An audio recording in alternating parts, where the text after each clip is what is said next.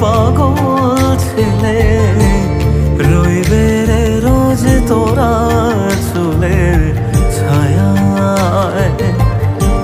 তুই নাকি মাসার বোঝনি, তোর কাছে নয় কিছুই কঠিন।